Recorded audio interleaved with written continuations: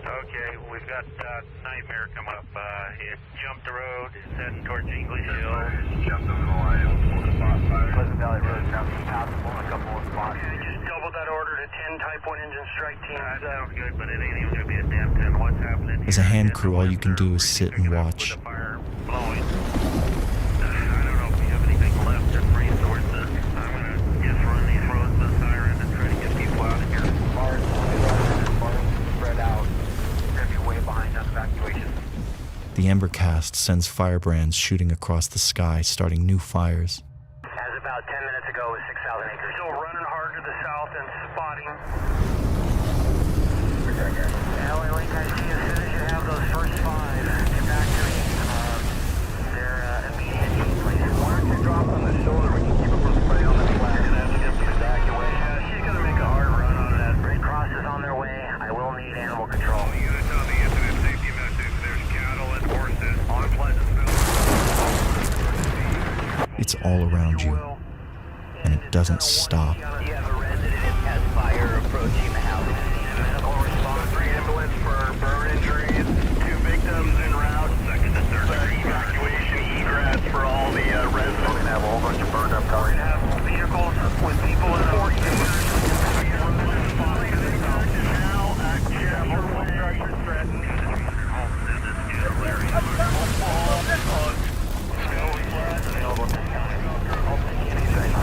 Next 6 is 1 going green. Asking for it.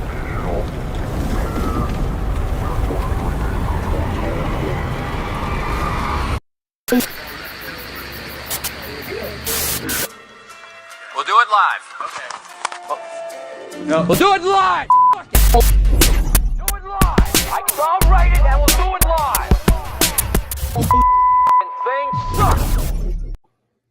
Welcome. Good evening, everybody. Has the 2025 California fire siege begun? We have gone from UTF to WTF like that. Where are all of Gavin's shiny aircraft that he's always bragging about having? Where are they? And LA County Fire Department, they're no longer going to encourage people to evacuate. I swear, we have this streak where we will discuss something, and the next day it becomes a news story. It's unbelievable. We are like batting 1,000 at this point. So we'll get to that later on in the stream. But first, we got to discuss what is going on. It seems like all of a sudden there's fires everywhere. Now, for those of you who are confused, what is UTF? Casey is already in the chat saying UTF. That's what she said. UTF stands for unable to fill. And you can see from this tweet earlier, Daniel Firecopter, the great Daniel Firecopter, who's done an outstanding job keeping track of the virtually untrackable amount of fires that are just peppered California. I told you that it was going to take some time for all of those lightning busts to reveal themselves. And not all of these are holdover ignitions. Some of them are new ignitions because we had more thunderstorms pushing through today. But man, it's just like everything everywhere all at once. You know, it's been quiet, and this is how it happens, man. But Daniel Firecopter talking about air attack requested on the 6-5 fire. This is how you know it's bad, by the way, when they don't even name the fires. They're just numbers. The 6-5 fire. Air attack requested 4 air tankers and 2 helicopters, but they are unable to be filled. This is where we get UTF. It stands for unable to fill.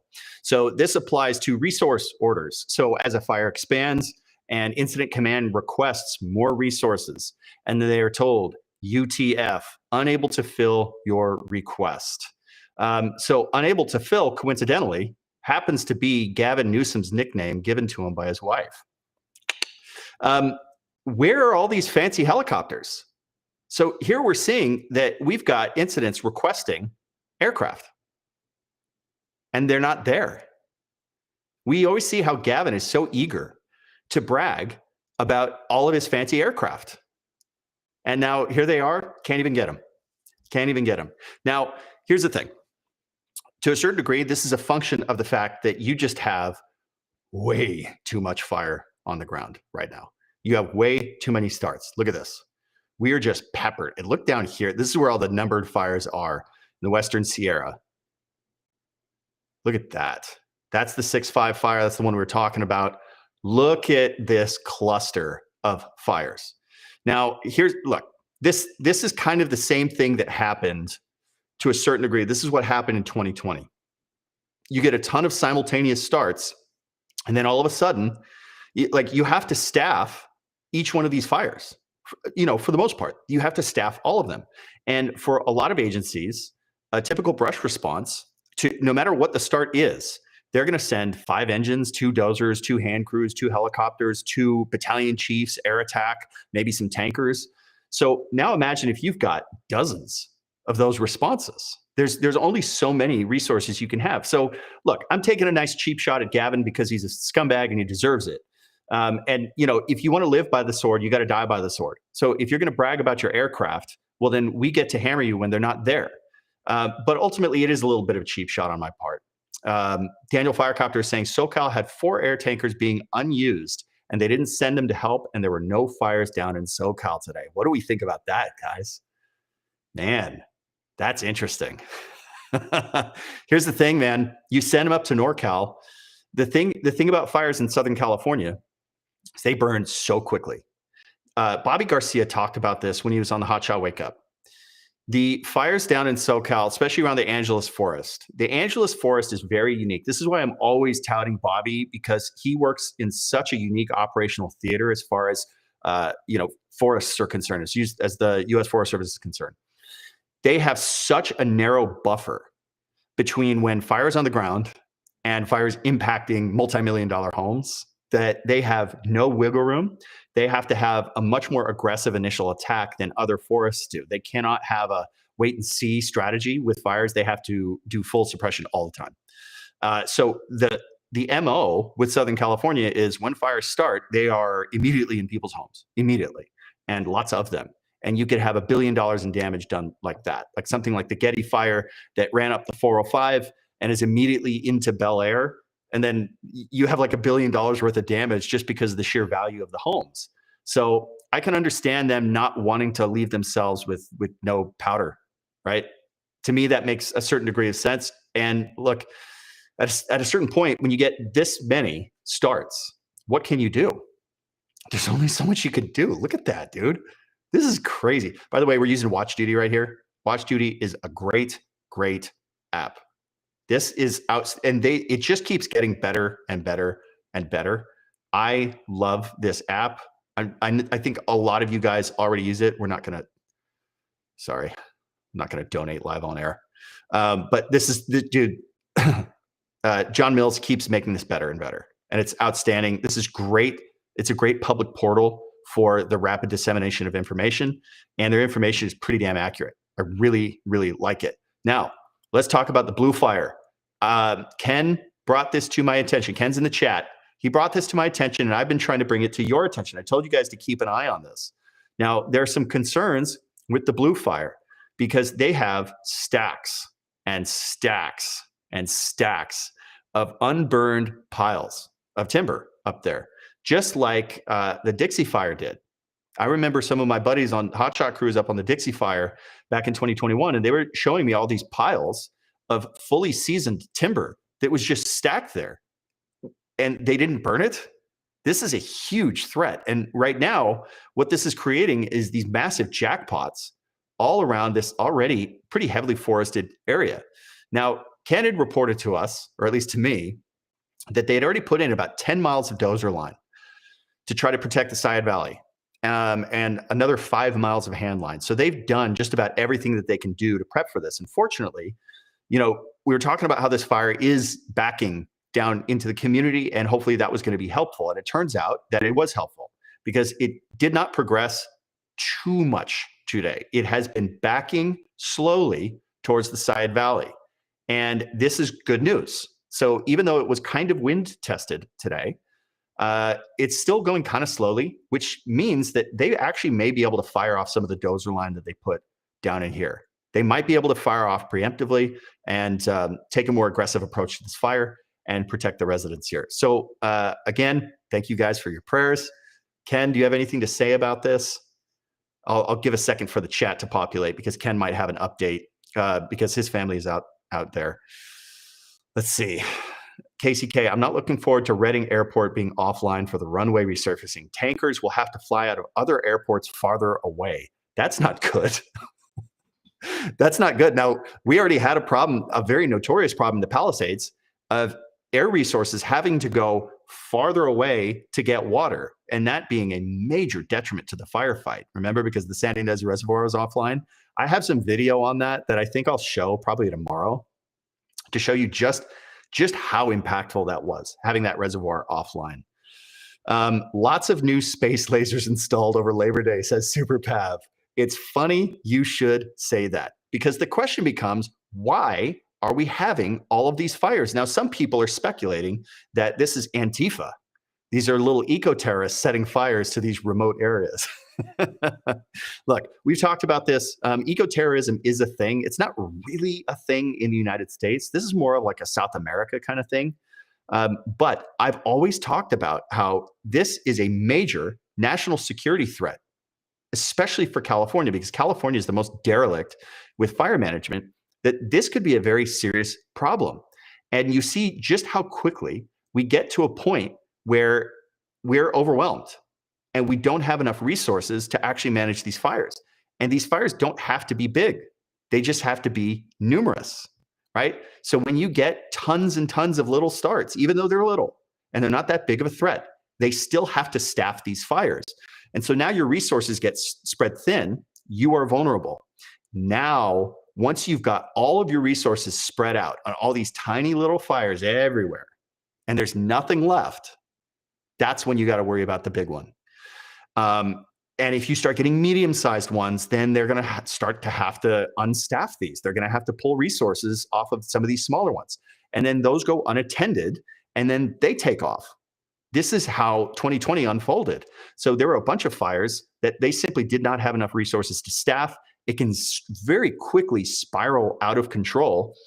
And then all of these fires basically go to maximum potential. What ended up happening is they had to unstaff or de-staff a whole bunch of fires back in 2020 when we had a similar lightning bust. It was way worse in 2020 than it is right now. We still have a ton of starts simultaneous, right? And once they would like unstaff some of these fires and basically just accept that they're going to merge together, right? So like, all right, let's focus on the Hennessy fire. All of these other ones, the Gamble fire, all these other ones up there, they're just going to become the LNU complex and they're going to merge together. And it's just going to be one big conflagration. And if you know that the fire is going to merge together, well, then it's like, there's certain areas where you kind of can't even make a stand. So I just want to demonstrate how quickly things can spiral out of control. Now, this was all space lasers, but imagine if this were just dudes with road flares, just starting little fires. They don't necessarily need to be the big ones, but you get enough of them, you get your resources spread thin, then all of a sudden that big one is going to go to maximum potential because everyone is spread too thin. They can't just quickly pack up their hoses and get the crews to hike 8 miles back to their buggies and get onto that new start right away. Everything's going to be delayed. Now, I said space lasers. Super Pav said space lasers. This is why we are having these fires. Look at, dude, these images are incredible. Kevin Lowe. Now, these are pulled from these alert wildfire cameras that we have, but man, these images are incredible. Look at that. These are the space lasers you have to worry about. Look at these images, dude. Let me zoom out a little bit. Truly incredible. The timing of it is spectacular. Look at that. This is how they start. Remember, we talked about this a few streams ago. We talked about how you can often tell where a fire came from just based on where it starts. And a lot of times, lightning fires are going to start higher up. They're going to start higher. Like, look at this one. See how it's starting up here? A human-caused ignition is probably going to start down here where the homes are. And the lightning strikes tend to hit, when you do have terrain, they tend to hit up there. Now, as you can see from a bunch of these images, some of them were hitting in the flats, right? But this is why we're getting peppered. These images are truly incredible. if you've never seen this in person, I remember being on, Caldwell Fire. Caldwell Fire, it was raining on itself every single day. It was producing its own thunderstorms. And it created some new starts. And there's a shot of it in Hot Shot where we see that lightning bolt coming down. It started a new start just outside the perimeter of the fire. It's pretty amazing to watch. Dave Mills is here. The great photographer, Dave Mills, former firefighter. God bless him. I loved every time I would see Dave Mills on a fire, I just felt safer. I felt if Dave's here, then I'm okay to be here. It's all going to be okay. Dave Mills says they all add up. Then we have a problem. That's 100% correct. Once you see all these tiny little fires adding up, like I said, they all got to get staffed. This is where you get drawn thin. This is our huge vulnerability out west. Now, we talked a lot about the Garnett Fire. The Garnett Fire has now fully burned through the Tea Kettle experimental forest that we've talked about a lot. It is fully burned through. We don't necessarily know all of the fire effects in there. We don't know how much it moderated in the parcels where they did different kinds of thinning and prescribed fire, but we should find out shortly, and I'm very eager to find that out. Rich had a very busy day because you had some massive T cells coming in. Let's see if we can watch a little time lapse of that happening. But it was pretty fascinating to watch the thunderstorm impact the fire and really change the dynamics on it. And it seemed like the moisture actually did help.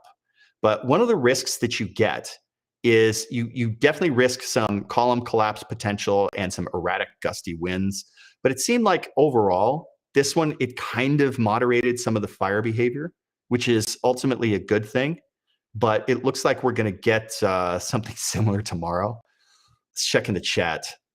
Superpav says CG holdovers, weather has been weathering for 10 days in California. Yeah, that's the thing. It's kind of hard to track where all these starts are coming from because it seems like we've had repeated lightning busts over and over. So like some of these are holdovers, some of these are new.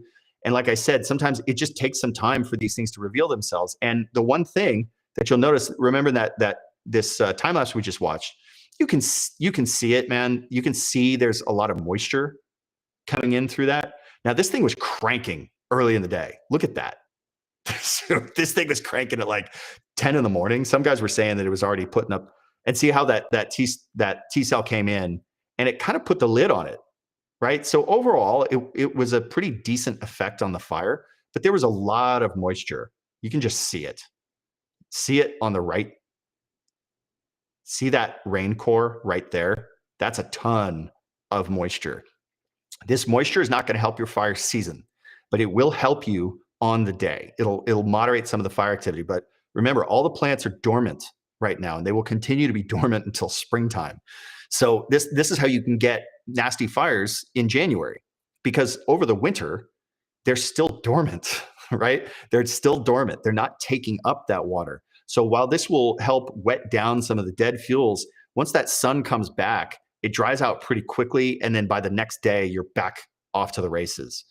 But with all this moisture, what's going to be the issue, right? We have a T cell pushing in. We're dealing with holdovers. We're dealing with new ignitions. We just had another T cell push through with moisture. What is that going to do?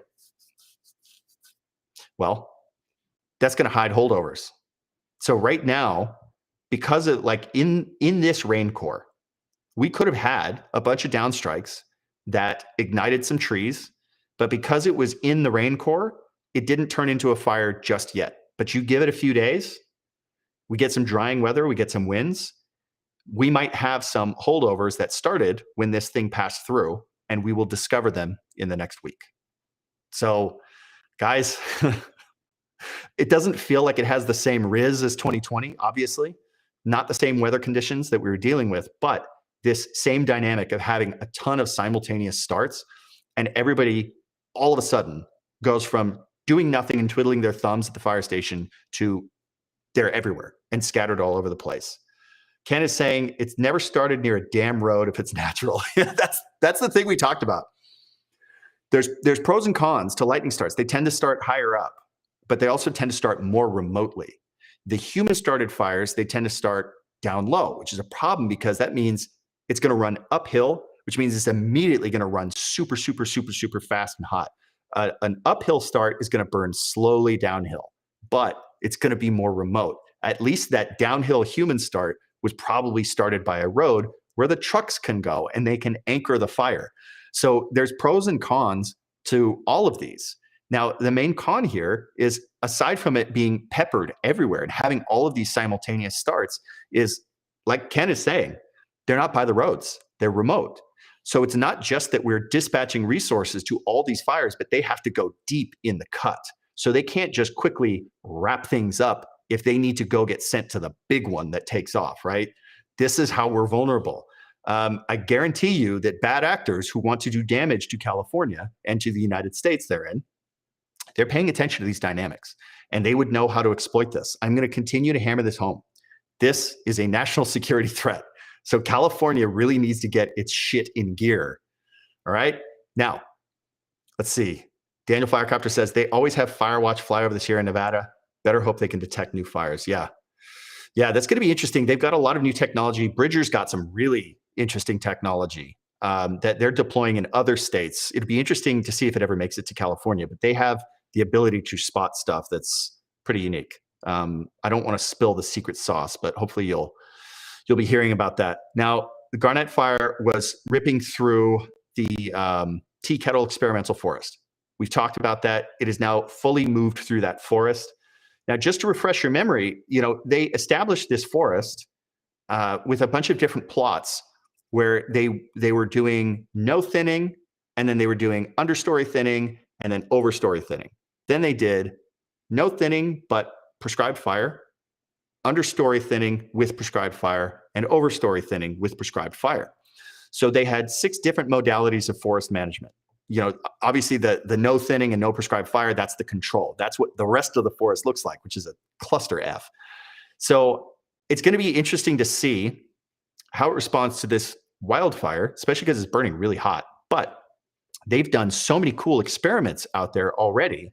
And what they determined, these were the most important conclusions from the experimental work that they've done since the 1930s. That's how long they've had this experimental forest, and now it's getting burned up.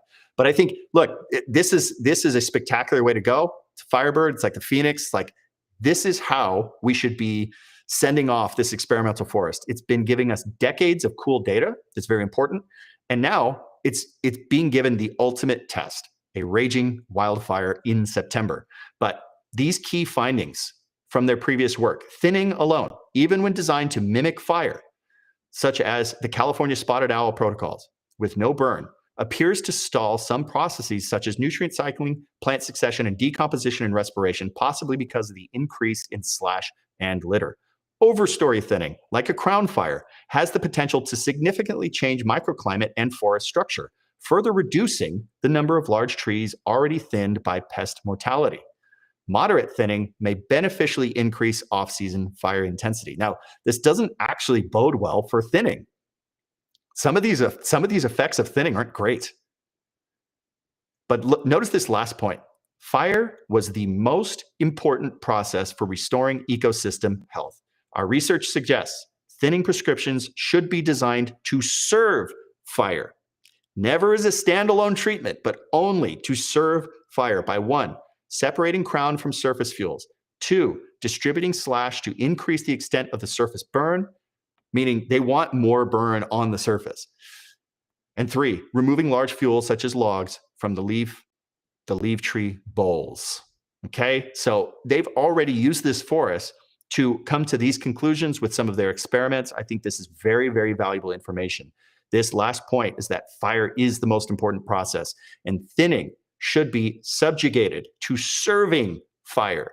Thinning alone is not a sufficient process for protecting the forest. Now, it's fine for directly around a structure, but in terms of slowing down these fires and protecting the forests from these fires being devastating and totally type converting the area, you got to burn it.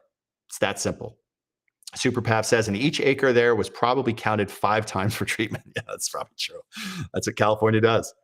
Now, I've already taken my cheap shots at Gavin, but I wanted to move on to something that we covered last night. Because, like I said, for some reason, when we cover something, when we do it live, the rest of the country listens. Do you guys remember what we did live last night? We talked about how we need to rethink evacuations. And I told you, look, I've long thought that we should not be evacuating everybody. In fact, I don't think we should be evacuating most people. Certain people are extremely vulnerable. Certain people live in very vulnerable places. Okay. We need a little discernment to know that, all right, some people do need to get the hell out of there. But by and large, and Dave Mills, I'm glad he's in here because he can attest to this. The amount of times that Dave and I were standing on roadways where most people would think we're dead men. But the amount of times that we endured urban conflagrations, WUI conflagrations, and we were perfectly fine. Guys, we need to reevaluate this stuff. Now, it's funny, we talked about this last night. Look at this. After flames ripped through the Pacific Palisades, among the widespread devastation, clusters of homes still stand. Not because firefighters saved them, residents did. Some had professional equipment. Others used whatever they could find. Court Wagner evacuated his family and grabbed a garden hose. Just putting out some really hot coals. If I hadn't seen it with my own eyes, I would say I couldn't have saved anything. But the truth is, you can save stuff. I mean, I saved multiple homes with garden hoses. You can see this fire burning behind us right now. I was covering the Palisades fire January 7th, and it was clear firefighters were overwhelmed. One of the real concerning things for me, though, is I live a block right down there. My wife, Lauren, is also a reporter, and together we defended our home, drawing on decades of wildfire coverage. You can see that ember cast behind me? This is how homes catch on fire. It's these embers that are the problem. We chased every one for 14 hours. But unchecked at nearby homes, they were igniting. There's a spot fire over there. Let me go get that fire. There are not enough firefighters or fire engines to adequately defend every structure in the path of the fire. And there will never be. And there will never be. L.A. County Fire Chief Anthony Maroney's department helped battle the Palisades fire and nearby Eaton fire. It was only because you were allowed to stay behind that you were able to save your house and your neighbors' houses. Which is why the chief is now saying something the public hasn't heard before. And we've always told people that when the evacuation order comes, you must leave. We've departed from that narrative. With the proper training, with the proper equipment, and with the proper home hardening and defensible space, you can stay behind and prevent your house from burning down. It's not for everyone, especially those with health problems or if there's no escape route. To do it safely, LA County Fire created a community brigade. I'm a mechanical engineer, a landscape contractor, a marketer. Firefighters trained residents like Keegan Gibbs, who lost his home in a wildfire. That was the motivation that kept driving me to going, how do we solve this at the community level, instead of looking to other people to try to solve it for us. We're losing in the thousands of structures in these impossible firefights in situations that we've never experienced before. Something has to change. Something's changing, and we need to change with it. So that next time, more homes like these will be left standing. For Eye on America, I'm Carter Evans in Los Angeles. Crazy, right? What a shift. Isn't that crazy, though, that we were talking about this just last night? Now, I know I've alluded to this multiple times over the last few weeks about how LA County Fire Department used to educate the public on how to stay and defend their home, right? So this isn't necessarily something new, but it's a return to how we used to do this. It's just so crazy to me. I see this video, like CBS posted this today, like 2 hours ago. We were just talking about it last night. I swear to God, it's like every time we bring up, what should we bring up tonight to manifest it for tomorrow? I want you guys to vote on that in the chat. What are we going to manifest for tomorrow? Because clearly this is now a chick crystal show where we manifest things. I think this is outstanding. You guys always hear me complain about the corporate media. This is outstanding work. I love this. This is great reporting. This is honest journalism. This is so refreshing. We're finally seeing a shift. Like, dude, what's happening? I'm highlighting a great article from the LA Times last week, and now we've got CBS doing this, telling people that, hey, we need to reevaluate evacuating. And this is not, it's no longer just crazy dude with a mustache. This is the LA County Fire Chief, a very respectable man. And shout out to Keegan Gibbs, by the way. Good dude. But you've got the LA County fire chief saying, hey, we're not going to tell you just get out anymore. This is very refreshing. I like this. You guys have heard me say this over and over and over again. You guys need to feel more empowered to protect your own home. Like, we all have a responsibility. And it's not just when the fire's there. It's also prepping the home, right? We have to take personal accountability for our own properties. Now, I wanted to point out some things because I think people may hear this and, you know, it's coming from CBS now. So maybe people won't like scoff at it the same way that people always give me pushback when I say, hey, we shouldn't be evacuating everybody. I told you that I would show you some body cam footage from my adventures. And I'm glad that Dave Mills is here because Dave Mills was right next to me with some of these. This was on the lake fire. So this is on the lake fire. And by the way, this is what it looks like when a column collapses. Watch what happens. So column is collapsing right about now. And now watch what happens. See these erratic winds and it's spinning up a little dust devil. And then you can see, watch what happens with the fire. It starts leaning over, ripping, and now you can see that it's spotting across the road. It's spotted all the way across the drainage there. Look at that. I gotta get the fuck out of there. But you can see I'm just wearing a brush shirt. I wasn't wearing my helmet. Don't sue me. But if you notice early on in this clip, look at the beginning. Look up that driveway. That's one of the LA County guys. That's one of the LA County guys way up that driveway. He's not wearing a freaking helmet. He's just wearing a station shirt and brush yellows. So the thing is, you can actually survive these things. Now, this is when some of the structures were on fire, and here I am, like fully committed. Look how deep these dudes are in it. And they're not wearing double Nomex, they're wearing brush shirts. And I don't have on gloves. I don't have on double Nomex. I'm not wearing anything fancy. And I wasn't wearing a mask. I wasn't wearing an SCBA. Nothing. I was just there with my Bob the Builder helmet that I got from Home Depot and my brush shirt. That's it. You see, it's not even buttoned up around my wrist. So, guys, you can actually endure a lot more than you may think. You can get a lot closer to this stuff than you may think. Now, I wanted to post some stuff from the great Seedorf. Before we get to that, see, Ken says, I'll say it again, most houses are lost after the flaming front passes. This is 100% correct. It's not these big flames that you see that are going to take out the home. Usually it's the residual embers after they get established in your gutters or in your eaves, you know, in the attic. And then the home burning process is actually a pretty slow process. Okay, it takes some time. But I wanted to show some reporting from Matthew Seedorf, because not only does he have great bone structure, which he's hiding with a mask, unfortunately, but he does pretty solid reporting. And he was on the ground in the Palisades fire. I want to play some of these clips. I want you to tell me what stands out to you when you're watching this. Horrible to see this just on Lockman Lane right now. Another couple of homes have burned down. I see firefighters here trying to put out the flames, keep it from spreading to the homes further down the hill. Massive winds, 30, 40 miles per hour, pushing all the fire that way. See more flames downhill too. Firefighters trying to get the upper hand. Notice what he said, 30 to 40 miles an hour, not 80 miles an hour. Remember that. But look, he's just walking down the street, dude. Let's watch another clip. Here on Lockman Lane, there are several homes burning. This is the one that firefighters were trying to put out a little while ago.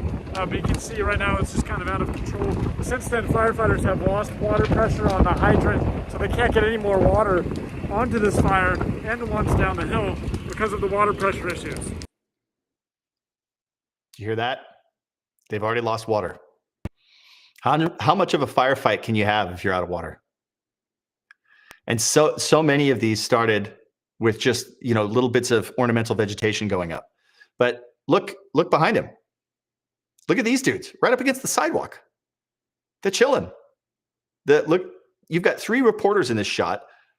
They're not even in the middle of the street. They're like right up near the homes that are on fire with 30 to 40 mile per hour gusts. So how is it? What special superpower besides great bone structure does Matt Seedorf have? Please tell me. That allows him to survive this massive conflagration. Well, the reality is most people would be perfectly fine on these streets. Because if the journalists can be up there, you could be up there. Let's watch some more Seedorf. Palmer Avenue in Miami Way, we have this house on fire. Los Angeles Fire Department just drove by. I guess they're calling this a loss, but my concern is that this 30, 40 mile per hour wind gust, all these embers are flying downwind. It could possibly start more fire. Hopefully they're on the defensive down there. I do see another fire truck. But just look at this, massive fire still taking place about 24 hours after this started. Pacific Palisades. This home is destroyed like so many others out here. Guys, do you think you could survive that? Again, Seedorf has great bone structure, but that's not what's protecting him from the fire. This is survivable. Look how broad this street is. These dudes are just kind of cruising around in here. And what's wild is, you know, look at this like frame when he pans over. Fire. Here. If you just sort of ignore the right side of the screen, look how placid it looks with this beautiful beamer and this home. The wildfire is never just this like big tidal wave that washes over the entire community. This is how fire picks apart neighborhoods. And you notice how that LAFD truck just whizzed right on by. People are very quick to judge that, right? The automatic response is, what are they doing? Well, first off, these homes are gone. Okay, there's nothing they can do for that. They have to go where it's strategic. But the other thing is, you don't know what commands they were just given from IC. They may have been told someone is trapped in their home. And so they're going up to try to rescue somebody. The other thing is, they were probably just out of water. They were probably out of water and there was nothing they could do. I have video from firefighters on the incident where they are talking on camera about not having water and how they wish they could deploy right there, but they couldn't. And there were still buildings that hadn't burned down yet. They eventually did. And they were pretty pissed off. I won't show you that video because it's not for public consumption, but I have a lot of those. Good morning. This fire is absolutely out of control. Hard to see. Now it's absolutely out of control. And yet here he is just strolling down the sidewalk. Look at this street right now, Amedio Drive. So horrible. 1, 2, 3, 6, 7 homes just on this street. Look at that. Homes burning on both sides. He's surrounded by fire. And yet he's perfectly fine walking down the sidewalk. He would be fine walking on the opposite sidewalk. I've been in this situation so many times. I can tell you, this is survivable. It just is. So I want you guys to start getting acclimated to seeing this, because this is how we begin. This is how we begin this education, to empower homeowners to know that they can stay and defend. And it requires discernment. It requires an understanding of fire behavior. And so I want you to start paying attention to this. Notice the fact that you have journalists just rolling down the street. What does that tell you? Even if you don't have bone structure like Seedorf, you could still do what he's doing. And if I lived in one of these homes, there's no fucking way I'm leaving. There's no chance. I'm staying and defending. And we've seen enough people. I played that video last night of that 62-year-old man who defended his home, saved his home, and saved a few other homes in his neighborhood by taking buckets out of his hot tub. And that is how it works. When I was on the Hennessy fire, when it was ripping through Vacaville, I told a story about how I was driving through the rural area, where they had horse properties and cattle farms and everything. And I was kind of smoked out on the road. So I just took a tactical pause and I stopped and I was going to wait till I had visibility because I didn't know the roads. I didn't want to drive through there. And then all of a sudden there's a knock on my window. Like my Jeep has limo tint on it, so I couldn't see anything. And I roll down the window and there's this old guy, this sweaty face. He's probably in his 70s. And he's like, "Hey, you need any water?" I'm like, "The fuck, dude? Do you?" He didn't look like he was in great shape. He's like, "Oh yeah, I just defended my home. My wife and I, we just took some buckets." I'm like, "That's incredible." He's like, "Yeah, well, we do our brush clearance every year." That kind of old school mentality. You got a dude in his 70s with his wife with some buckets defended their property in the middle of a multi-fatality fire like the Hennessy fire. So guys, it's time to start reevaluating. And if you don't believe me, at least believe CBS, right? Save California Hat says this video is pissing me off. Is it the one from CBS? Is that the one pissing you off? I'm curious what's pissing you off. Sue Thompson, the great Sue Thompson, says state parks clearing brush around communities. Put it out there, 100%. Right? Remember, like everyone always says, oh, you know, the wildfires, they spread from home to home to home to home. Where does the fire start? Where does the fire start? And there are a bunch of homes in the Malibu coastline where they're the only homes anywhere near anything, right? When you're going down PCH, there's a huge stretch where there's only homes on the ocean side. And then there's nothing but hillside. There's not homes on this side. That's where the fire came from and ripped into these homes. So it starts in the brush. I'm so tired of people telling me that it's just an urban conflagration thing. It's both, right? Obviously, the brush is a major factor, and we need to be dealing with this stuff. Samuel P. Barlow Jr. says most people don't understand calculated risk. That is 100%. What is it? What happened to us? Are we just too litigious? Is that what it is? I feel like so much of this policy is just being averse to litigation because we have so many like frivolous lawsuits these days. People sue over the most insane stuff and it's just nonstop, right? And so I think people take this approach of, well, we don't want to assume any risk. So let's just tell everybody, get the hell out. We don't want to deal with it. That's what I think is happening. But that's what's so striking about seeing Chief Moroney say this. And echoing the sentiment that I've been trying to put out there for a long time. I'm not saying that he's listening to me. He knows this, right? He knows full well that back when he was in the agency back in the 80s, that they used to instruct people to stay and defend, right? Obviously, you get grandma out. But imagine if, you know, all the fit men and women stayed behind and defended their homes. How many fewer vehicles would be on the road trying to evacuate through that fatal funnel? And how much more efficient would the evacuation be as a result of that, right? So there's a whole string of benefits where you have an empowered community that knows how to manage risk, understands fire behavior, and stays in defense and takes care of their property. KCK says, our governments have been training us to be more and more dependent on them. This is true. People can't defend their homes. That is the job of government. This is absolutely true. So this is more of a cultural and maybe a political argument. We have become more dependent on government, right? To the point where like, I think it's hard for people to even fathom how we used to teach kids how to read. I legitimately think that there are people out there who believe that if you don't send your kid to a public school, a government school, that your kid would never learn how to read. Like we never figured that out before we had, you know, pervasive public schooling. I live out in Tennessee. I'm in rural Tennessee. There's a lot of folks who homeschool their kids. And I swear, man, it's basically 100% of the homeschool kids who I know are so much more articulate and well-mannered and disciplined than any of the public school kids I know. And I'm a public school kid. So take that for what you will. Another thing that I wanted to show you, this video you guys probably saw at one point. Now, we've talked about surviving. I've showed you my body cam footage when you're outside. Now, did you guys ever see this video? This is from the Palisades fire. And people were freaking out like, oh, these guys are so stupid. They stayed behind and now this fire is cranking all around them. They're doing the right thing. See, even the dog's wagging his tail. Now, this is very scary. It's very hot. But ultimately, you want your home to take that heat and not you. And this is what you should do. If you are stuck in this situation, you would want to shelter in place inside the home. You let that fire front burn through. And it's going to burn through relatively quickly, right? With this kind of fuel model, it could take a minute, couple minutes. But see how the home's not just like spontaneously combusting? Do you notice that?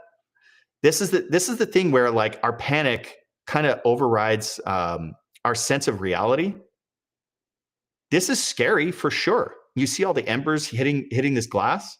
It's very scary looking, but ultimately, it's not like the home is made out of paper and it's just going to spontaneously combust. Now, this home may eventually be lost. I don't know if this was lost or not. We should look into that. This home may be a loss, but the thing is, you can ride out that fire front, which is really gnarly. And then once it passes, and it passes relatively quickly, that's when your home starts burning. And it tends to happen pretty slowly. Then you would go outside and then you do the Seedorf. Then you're chilling like Seedorf. You might even have good bone structure, right? So if you shelter in place when that fire front's pushing through, you can ride it out. And then when it's like this, dude, you're kind of good.